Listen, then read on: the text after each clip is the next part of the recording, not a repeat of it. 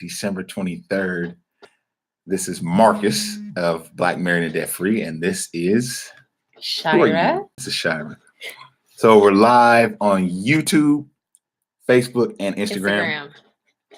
We just wanted to come to you guys, wanted to just say happy holidays. Yes. You know? We never go really live very much, so we're going to start doing it more. Yes. Just to, engage with you guys, man, and answer any questions you may have for us, in the areas of finance. That's what we love to talk about here. Yes, and relationships and other things too. Absolutely. Absolutely. Don't put me in a box. Exactly. I'm just joking. So, man, we hope you guys are having a great holidays. We hope your families are well. And so we just wanted to come and just talk with you guys, just hang out, So yeah, let's do this. Let's do this. Okay, so I have a disclaimer. Yes. The disclaimer is the kids are upstairs asleep. Mhm. Okay. They can wake up at any time, but we want to hang with you all for a little bit. Yeah, Yeah. So it's December. Mhm. Christmas is coming. Yep. How are you feeling about getting ready to close out this year? I'm excited. And, I really like this time of year because, well, at least for the past couple of years, because me and Shira, we start brainstorming and setting goals for the following year. So you're kind of at this point, like celebrating what's going on, everybody. You're kind of at this point celebrating, what you are able to accomplish, but then you're also getting ready to set goals for next year. So, yes. Yeah. Robbie, what's going on, man? Hey, looking festive. I know. I didn't know that he had. Yeah, we kind of coordinate. We're trying to coordinate. We didn't coordinate. It just kind of happened. Yeah. But yeah, so we're excited about, goal setting for next year. Yeah. And that's something that we encourage everyone to do. Yes. Is to set goals and that's what we like to do. Yeah. So we were having a brainstorm last night, Mm-hmm. and what we talked about was, what goals do we have as individuals? Right. And then what goals do we have together as a couple? Right. And so there are different, I guess, topics or areas that we were looking into. So goals for our relationship. So we want to make sure that we have at least one kid-free vacation. Right. Goals around our finances. And so you'll, as a year goes forward, you'll be seeing videos of us taking steps and opening up different accounts. And we want to take you on that journey with us and not just say, hey, you should do this, but what's up, C folks? Hey, but we want to also show you how we're doing it so that you can do the same if that's something that you want to do. Right. But there's spiritual goals, wellness goals. But, at the same time, you want to be realistic about what you can realistically do. Right. I think what you like to always talk about, Shara, is SMART goals, right? Yeah. Can you break those down for they people, they just put that into you so much in college. So you want to make sure that it's specific, something that you can measure, not just I want to save a lot of money, but I want to have $10 million next year. Like really. I mean, not that it's not possible, right. But really. But what you said was 10. You say 10 million? $10 million. Well, see, that is specific. So I can get with a specific goal. Gotcha. Okay. So you want to have a number. Hi. Hi. Yeah. So you want to have a number in mind, if it is a financial goal. Is it attainable, measurable? Is it time bound? Okay. So you want to put a date on it. Yeah, we have a couple visitors here. Oh Lord, the kids woke up. No. Yeah, what's up, guys? We're actually live for the world to see. Okay, so you guys are gonna meet our kids, I guess, and then I'm gonna try to scurry them upstairs. Okay. So this is Taylor Michelle Murray. Okay. Taylor, say hi to the internet. Hi. Okay, Cameron, say hi. Hi. Okay. Can you guys go back upstairs? Yeah, so can you guys go upstairs and play? Because we're going to finish talking to everybody, okay? So you guys go upstairs and play. And we'll see in a few minutes. Yeah. Okay. It's going to be fun. But we got playing. Well, okay, so mommy's going to talk. Let me handle these kids, you guys. Yeah. Charles going to talk to you for a couple minutes. Okay, so maybe I'll talk a little bit about our latest video. So the video that we just did was a video on how to open a Roth IRA. And if you haven't had an opportunity to check it out, we encourage you to do that.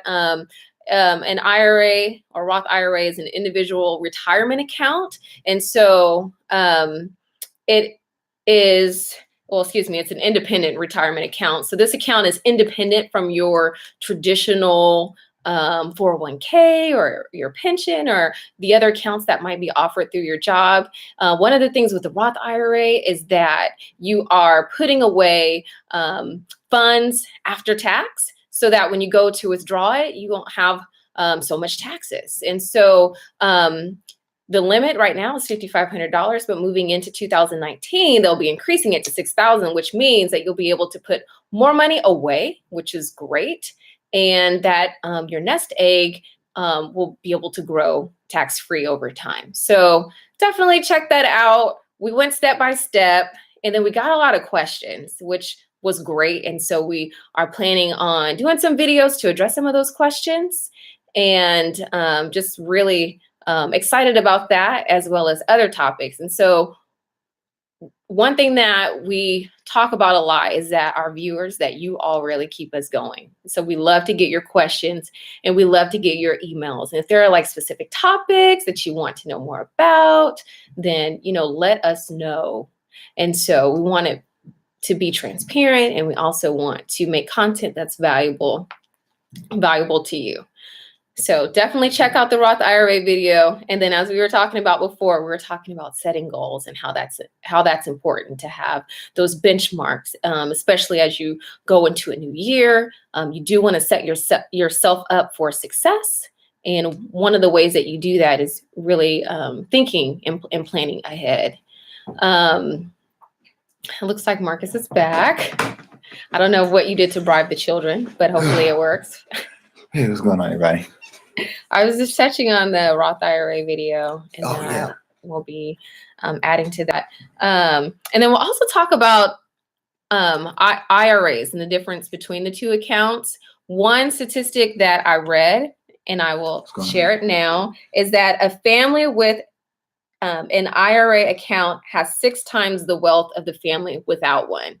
And that really struck me. So I'm going to read it again. So a family with an IRA has 6 times the wealth of a family without one. So that means that right now, if you don't have an IRA, you can calculate your net worth, take all your assets, subtract your liabilities, and it's likely that a person or a family with an IRA has 6 times that. And some of that can be contributed to income. So maybe they have more income, so they are, putting away in these particular accounts, but it also speaks to the fact that they are prioritizing. They are prioritizing their retirement. And we were having a conversation with someone the other day, and we're talking about stocks. And they were talking about how they don't understand stocks. And a lot of times people will not invest in investment vehicles that they do not understand. And so that is one of our goals, is to demystify some of these investment vehicles, including the IRA and the Roth IRA. And we understand that there are systemic barriers. And we understand that, at least, in our community, that sometimes there's a lack of understanding. And unfortunately, in our society, we like to do a lot of shaming. If you can't afford food, you're shamed. If you don't make a lot of money on your job, it's your fault, and a lot of times our society don't acknowledge the systemic barriers that I was just talking about. But one of the goals of our channel is to provide information on how to build wealth in light of that, and also in spite of that. You can be successful, and you can do it one step at a time. And we're doing it, and we want to do it together. Sure, we got a good question here. Oh, really? So the question is it wise to contribute when you are still slave to a lender? And Yeah, we're titled Black Married Debt Free, Yes. And we started this YouTube because we did pay off all of our debt, right? Yes. We paid off $110,000 in debt, and we just kind of wanted to chronicle what we did.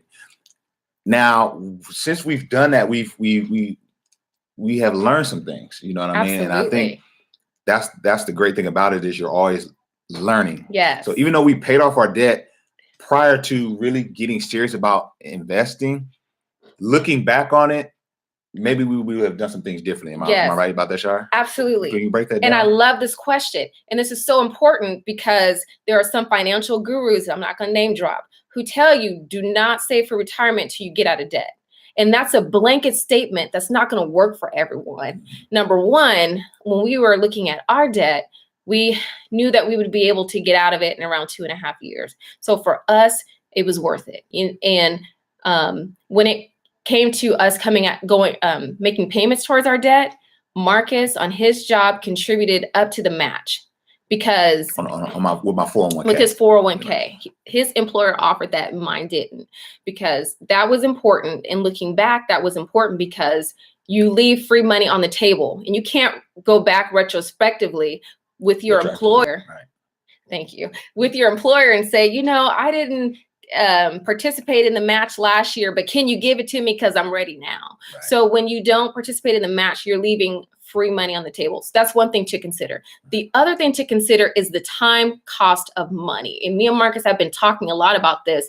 And what that means is that if you decide to pay Visa instead of paying yourself, and then you pay off Visa, and then you want to start paying yourself, you will have to make up for the time that you lost. Yeah. So right now, the 2.5 years that we didn't contribute to our retirement, and it was actually more than that, now we have to play catch up. Right. And you don't hear a lot of the people, the traditional gurus. Oh, someone said, I'm not. Yeah, exactly. Someone said Dave Ramsey, but you never really hear him talk about the time cost of money, and that if you take 5 or 10 years to pay off your debt and not save for retirement, that you're going to have to pay even more money to make up for that time that you lost. Right. So it is, number one, is a personal choice. It's a personal choice, but what we want people to do is to go into that choice with your eyes open. Right. You go and you make that choice with the understanding of, I could be putting away $100, but because I didn't put away $100 and I chose to put this $100 on Visa, now I have to play catch up. So instead of that $100, maybe it's $150, right. So right. Even now, as Marcus and I, we're concentrating more on building up our, the money that we have in the market and real estate. Like, we are paying more now because we don't have, we started later. Yeah. So the later you start, the more you have to play catch up. And you don't hear people talk about that. They say, follow my system. I have a 6-step system that fits everyone. And that's not true, because your finances is very individual. It's not the same. Everyone's not going to have the same set of circumstances. There are differences in where you live, your geographic location, your income, whether you have kids or not. So there are many things to consider. And so is it wise? I just want to say it's personal choice, but go into it with your eyes open. And one thing to consider is, how long is it going to take you to pay off the debt? If it's going to take a decade, I think twice about that. Right. And like Shara said, one thing that we did do was we at least contributed to the match. I think if you go into it saying, well, I'll at least do that. I'm going to aggressively attack my debt. But if my employer has a match, I'm going to at least contribute that much. At least you got some skin in the game. If you can do more, great. But I think if you do that, I think, that's something smart, a good base to be as. Like, I'm going to at least contribute whatever my employer matches. Yes. As long as I can do that. And with what's left, attack the debt. I think that's a good way to play it. Yeah. Play it safe. Yeah. Because, it's a trade-off. Yeah. Right. Yeah. So, one day you're going to have to look at yourself in the mirror. You're 70 years old, and you're going to think, did I prioritize myself when I should have? When you enter retirement, meaning that you're not working a job for dollars, like, you have to make sure that when you had the opportunity to work, that you did put away. Right. Mrs. Kendall, that was a great question. She says she works in education, so they have the option of a 403B. Yeah, a lot of nonprofits do, and certainly take advantage of it. Yeah. Yeah. So, Shar, did we want to kind of tell the people to introduce what we have going next year, what we may be offering? I'm gonna leave that up to you. What are you talking about? Coaching? Yeah. Do we want to? Yeah. Speak on that a little bit. Yeah. So I'm gonna let Shar go and talk on that one. So we're going to be doing more coaching in 2019. That's going to be an area of focus, and that speaks to the last question that someone had about, should I save for retirement or should I pay off my debt? And like that's a very individual thing. And so we are going to be offering coaching, and I recently graduated from a coaching program through UC Davis, which is a prominent university in California, and we both have our experience of paying off six-figure debt. And so we want to be able to just work with couples and individuals and helping them to explore, what are the best options for them and their individual situation, and sometimes you just need to talk things through to kind of figure out what should I do, and so a coach is really someone that helps to create to create more awareness, Right. and to ask questions that really spark new insight. And so we're happy to be doing that. And, we've been working with clients and helping people to just get started, on their own journey. And so that's something that we're really excited about. Yeah. For those of you who have never been coached or experienced, sitting in with a coach, partnering with a coach, man, it's an incredible experience because a lot of times you have the tools are here, but so oftentimes we don't express them, even just expressing them verbally out loud. Yeah. You hearing yourself say, because see, a coach, they'll ask you the proper questions to have you speak it out, and just being coached is a great experience. Like Shire is she's the bomb at it. And us using her training along with our combined experience, right, it's gonna be awesome. So if anyone is interested in hearing more about our coaching, just shoot us an email, or you could direct message us on any of these platforms here, and we'll get right back to you and respond to you. So yeah, we're excited about that. And someone says, I know you're a great coach, firsthand experience. So thank you. Oh, thank you. That's great. That's great. So yes. Shire, did we run down any of, maybe a few of our goals? And like we said, some are marriage based, some are, just things you want to do. One thing we definitely want to do next year is we want to challenge ourselves to create more YouTube content. Yes, absolutely. So any goal that you have for next year, we just encourage you to write them down and really go after it. So that's something that we really want to try to do next year, is just engage you all more and just be there more. Yeah.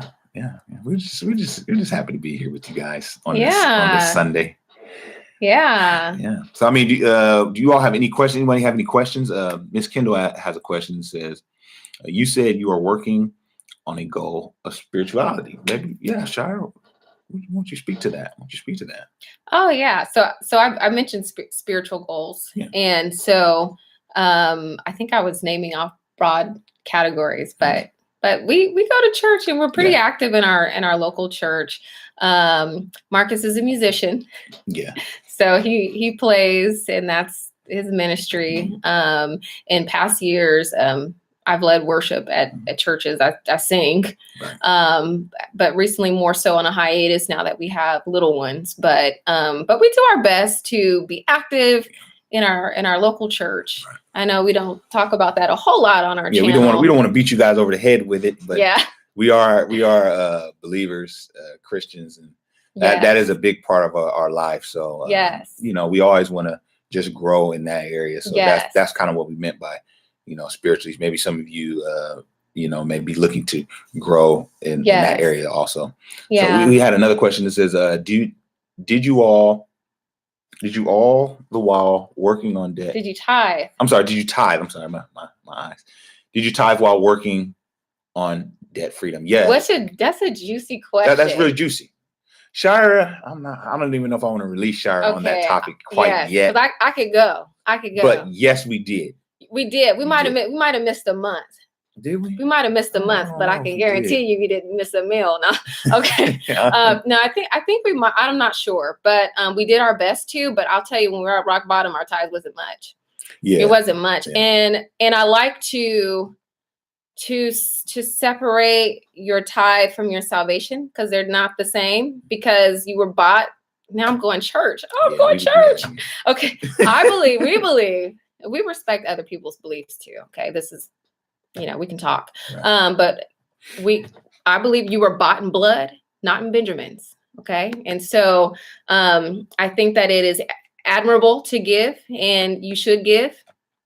But it's a personal choice. And for us, that was a priority that, we did our best to give. But at the same time, I don't believe that it's attached to your salvation. You don't get into heaven because you don't pay your way in,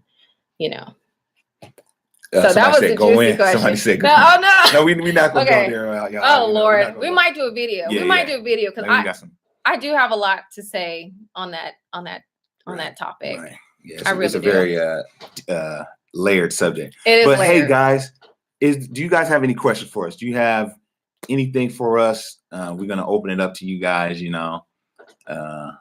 you guys have any other questions? Yeah, because we having fun.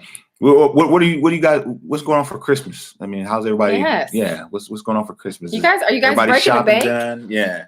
We want you to be. Don't get carried away now.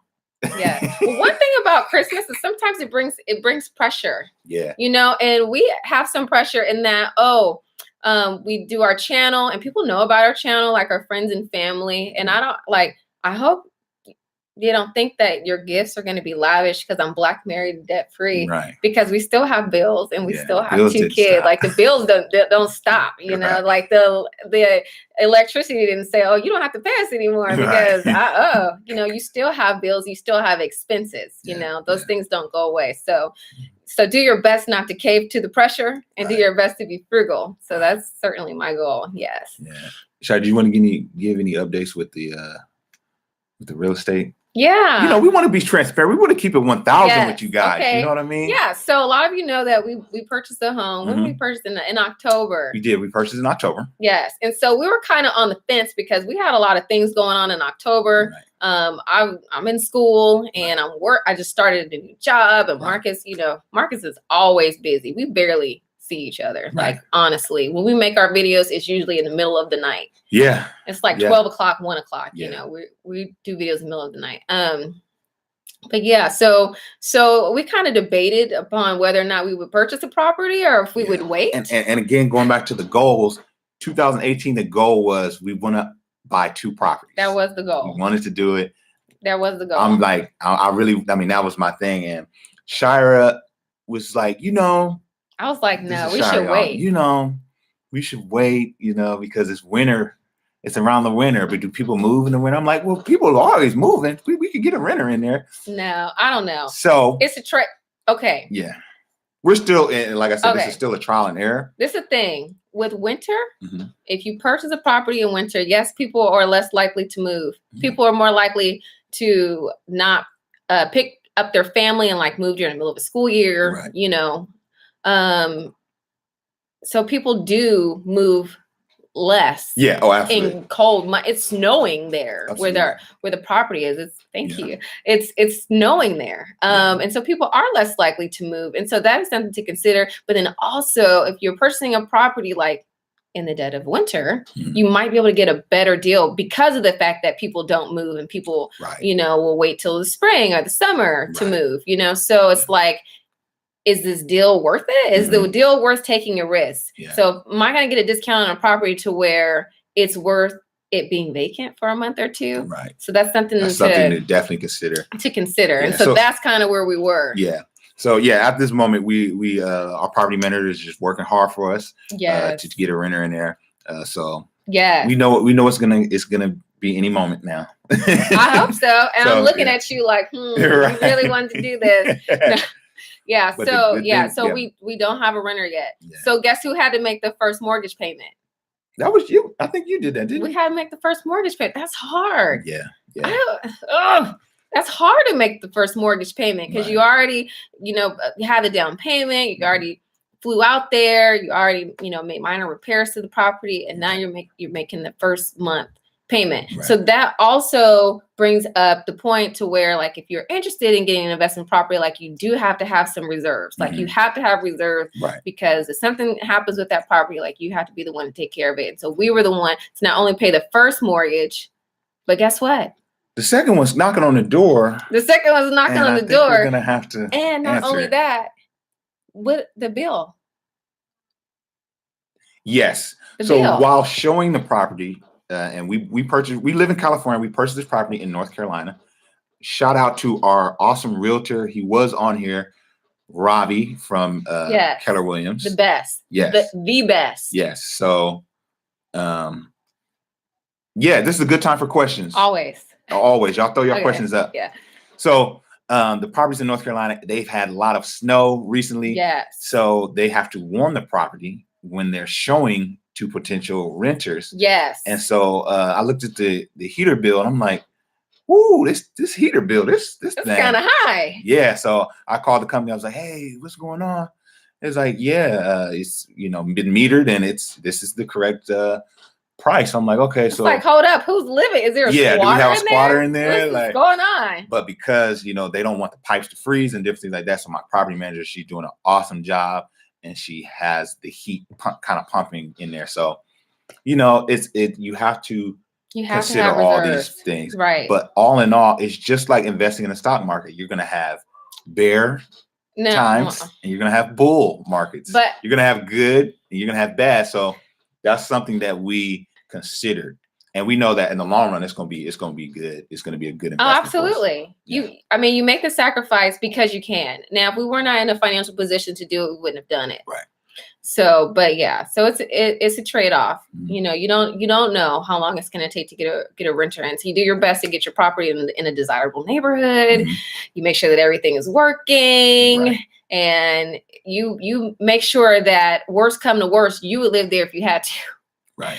So we try to make sure the property is nice and clean and all that stuff. Because yeah, we got a great question. It says, how necessary is it to have a background, real estate license, training, etc., to invest in a property? It's not necessary at all.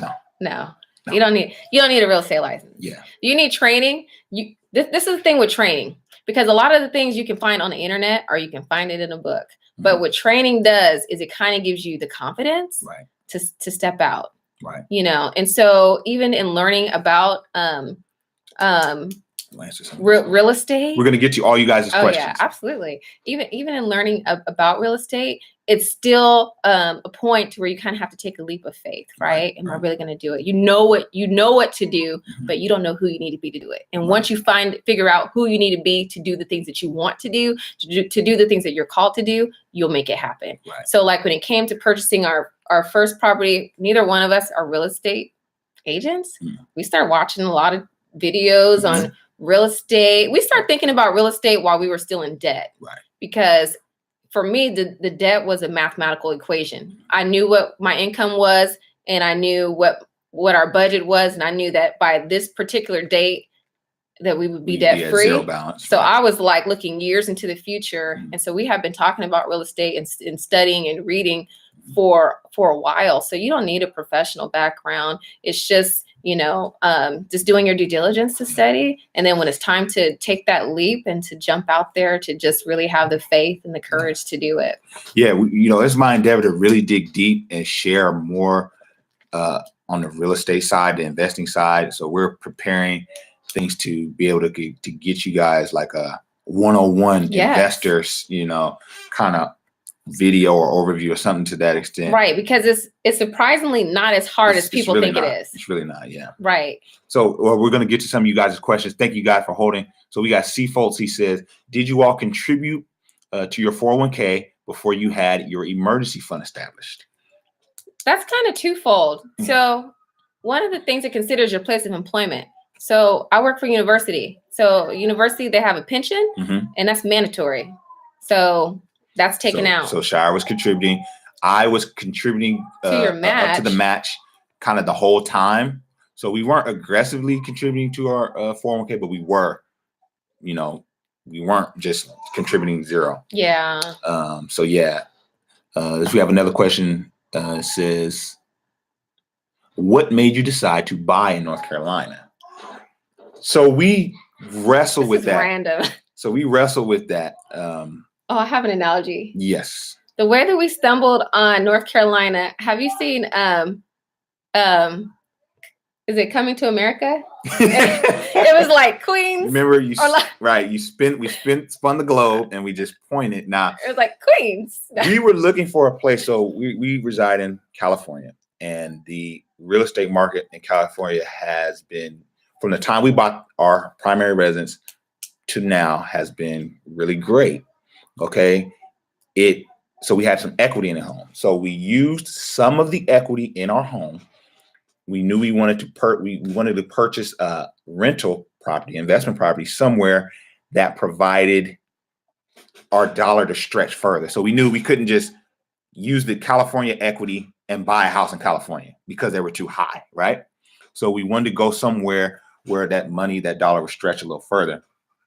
So we were looking at Tennessee. Tennessee. We're looking at Tennessee. We're looking at Georgia. Texas. But their property taxes are too expensive. Exactly. So it's a lot of things to consider. There's a lot of factors. You want to get somewhere where the price of the home is good, and then the turnaround of the rent you can receive from the home is good. You want to calculate your return on investment and make sure that's looking good, so yeah, we want at least 1%. So like the first house we purchased that actually does have a renter, the first house we purchased was around 100,000 and the rent is 1,000. So we look around to have at least like a 1% return, and that 1% return gives us enough for the mortgage and much more. It exceeds the mortgage by several $100s. So it helps us to be able to pay for liability insurance and the property taxes and other costs that you have to consider. So we just kind of stumbled in North Carolina. Marcus, he has a friend out there, and we couldn't afford the city that his friend lived in. So he lives in Charlotte. And so we were looking at Charlotte. It was like, Charlotte is, it's nice though. It's nice bustling. in Charlotte. It's a great city. Yeah. So we opted on Greensboro. So Greensboro is like the third largest city in North Carolina. Yeah. So you look at population. You look at employment. The average income in that area. Right. You don't want to go buy somewhere. You could get a house for $2, but no one lives there. Right. You also want to look at the school system, because when you get a renter, you want someone to stay. Right. So it's like, okay, well, what are the schools ranked? Because if I have a poor school, I might be likely to just stay for a little bit and leave. Right. So we have a lot of questions coming in. So we're going to jump to another question here on Instagram. It says, how do we plan for children while pursuing debt freedom? Newlyweds in Jersey. And someone says, I got to have the same question. How do you plan for? Well, one of our children was planned and the other one wasn't. So we're not really good at telling you how to. But I will say this. When we had our first child, okay, and then he was already here when we started turning the ship, right? But then we had child number 2. Well, hold on. Because I think what they're talking about is planning, and we didn't really plan. We didn't plan. We kind of planned, but we planned. We planned that 2 was enough. I'm talking about Cameron, because after Cameron, our oldest, was born, we really hit a tough financial spot. Yeah, it got really bad for us. Right. So I feel we probably could have planned a little bit better. Yeah, we probably could have planned a little bit better. But the thing about it is that your love expands and your life expands, and you'll find a way to make it work. Yeah. I don't wait for everything to be perfect before you start to have children. Right. I would say it's okay. It's okay when you've had enough children, though, to go ahead and accept that. You know what I mean? We did that. I knew we had a son, we had a daughter. My heart was full with joy. Yeah, my heart was full. Precaution. I had no more room left. So we went ahead and we handled that. Yeah, you should plan, but don't expect everything to be perfect. Yeah. When you get married, like children, and I don't know, there's a lot to consider. You're not going to have kids. You're going to be on birth control. Right. Birth control made me crazy. So that's how I ended up with child number 2. So we have to do another video on that. Yeah, we got some. We're going to keep it 1,000 with you guys here. So we have another question. I'm sorry, Shara, did you see one? Let's do this question. Okay, and then we'll go back to this to Aaron's question, but we'll go here. Because real estate seems to be a popular topic. So we'll go there and then we'll shift. Are there many challenges with managing a property across the country? Well, we don't manage it. We don't manage the property. We manage the manager. You know what I mean? If that makes sense. So we were so lucky that our realtor connected us with 2 potential property managers, and we kind of interviewed them and talked to them and seen exactly what they offered and exactly what they charged. And man, we found a great one. Very sweet lady. Oh, she's wonderful. Just so I would just give her Southern a hug. hospitality. I mean, she's Southern just so hospitality. sweet and nice. Shirley from Ralu Properties. So if you guys are in North Carolina, she's great. So but this is what you have to do. Like when you're investing out of state, you got to build your team.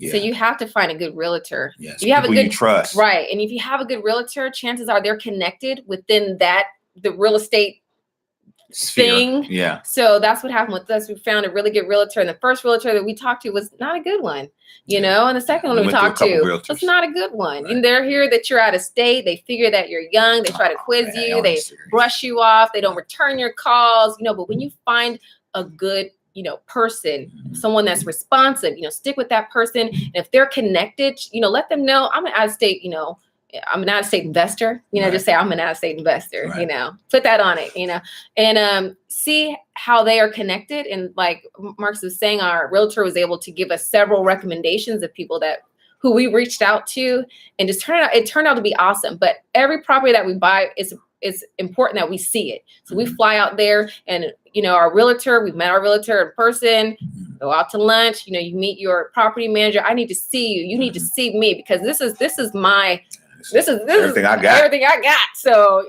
we need to make sure I'm priority. I need to see you. We're going to spend some FaceTime together, so you can do it, but you really have to know that you're building a team and that these people, so you can do it. Right. Another question on real estate, timeshare. It says timeshare ownership is good, or avoid those kind of vacation homes. Get Airbnb. I think the Airbnb thing is something that I'm interested in. Timeshare is a bit timeshare ownership. Yeah, timeshare ownership. I've heard some people that really want to get out of that sphere, that are kind of stuck. So I can't speak to it. With the proper intellect it requires, but I would say the Airbnb thing is something that I would consider or dig a little bit more in. That sounds kind of intriguing to me. Not sure about timeshare though. Yeah. I'm open. I like to explore. What's it ever is going to get you the best return on your investment? Right. Yeah. There is a question about how much we had for our emergency fund. Okay. We have a great video for that, by the way, guys. Yeah, we do. And I think a great series for that. A series. We have a whole series. And I think at the time it might have been the $1,000, but what we've come to understand is that the more you make, you have higher costing issues, like more money, more problems. Like it's literally, that's for real. It's a statistical fact that the more you make, the more your emergencies cost. And so our recommendation is changed. I wouldn't just say $1,000. I think that we prefer to recommend an income-based emergency fund, just because there's statistical research that supports that. Right. So we do have a video. We have a video. Yeah. Check that out. If we really break it down, how much if you're in this earning class, you should have this much. If you're in that earning class, you should have that much. Yes. So definitely you guys want to check that out. Yeah. And someone said something about timeshare. We have a comment coming in and saying avoid it. Yeah. Timeshare is horrible. So they might know what they're talking about. Right. So, so that thank you for chiming in. And now, we just want to pause real quick. Now that we have all you guys on, I'm not sure if all of you are subscribed to the different mediums that you're on, but if you're not, take the time, guys, and mush that subscribe button, mush that like button, mush that follow button, man, because we want to build the community of what we're doing. We really want to build this thing up. So if you guys aren't following us, make sure you're following us. If you're following us on Instagram, follow us on YouTube. If you're on YouTube, follow us on Instagram, Facebook, and vice versa. Yeah, and email us too. Because we're pretty good about email. We do get email from people with different questions. And depending on their questions, sometimes I'll say, well, you might want to consider, partnering with us as your coach. depending on what the question is and what they're actually trying to do. But reach out to us, ask us questions. If it's helpful, we can do a video on your question. And here's the cool thing. We building this thing. This thing haven't gotten to where we want it to go yet. You know, there's some gurus out there, you write them and they ain't got time to respond. You know, right. We're still young in this thing. We're not going to get like that anyway. Yeah, we're not going to be, you know, we're going to do our best to respond in a timely manner and answer all you guys. Like every comment, like we read, we respond to. So we appreciate it. Yeah, we're so still much. able to do that, you know, so we want to, you know, make sure you guys are connected with us. Yeah. Woo, man, we've been on for 40 minutes, guys. Oh my gosh. We were like, 40 we minutes, were like, we're going to be on for 20 minutes. Just right. And now I don't. Time got away from us. But it's a good thing because there's a lot to talk about. And I'm glad to see there's some interest in real estate, and you don't be afraid of it. Like you want to do it, you can do it. You can do it. Here's the thing. Even if you make mistakes, those are just learning experiences. Well, sometimes mistakes cost money. Okay. Yeah. So just be aware of that. But you can still learn. You're still learning. But the best thing to do is to learn from other people and their mistakes. And that is why we want to share, you know, our experience in how we're learning, because that's what we're learning and we're growing, and we continue to develop ourselves and to increase our knowledge for our benefit. But also we know that we have folks that watch us. We want to make sure the information that we give out is accurate. Right. It's up to date. So we want to thank you guys for rocking with us, for jumping on this live, and we're going to do this a lot more often. Yeah, it's fun. It's definitely fun. So as long as you guys come back, right? Yeah, as long as you guys come back, we're going to be here. We're going to be here. Right. So Merry Christmas to one. Yes. And to all. Happy holidays. Happy holidays. What's the other ones? Happy Hanukkah. All of that good stuff. All that good stuff. Spend time with your family. Yeah. Be Hug safe, your guys. your family. Let them know you love them. Yeah, let's do all of that. Yes. All that good stuff, man. Yes. Let's spread this love, man. So thank you guys. You guys have a great Sunday, and we will talk to you on the next stream. All right? Yeah, thank you. So Thanks for hanging out with us. Debt Free, my name is Marcus, and this is my lovely wife, Shira Murray. And we'll holler at you guys later. Peace.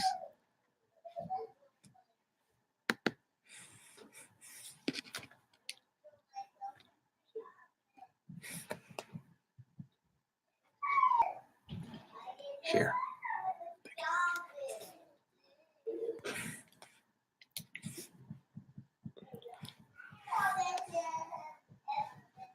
Oh, we still on. What's up, y'all? If y'all still here, this is part 2. Now it's like, all right, guys. You guys have a blessed day. Yeah, you guys have a good one.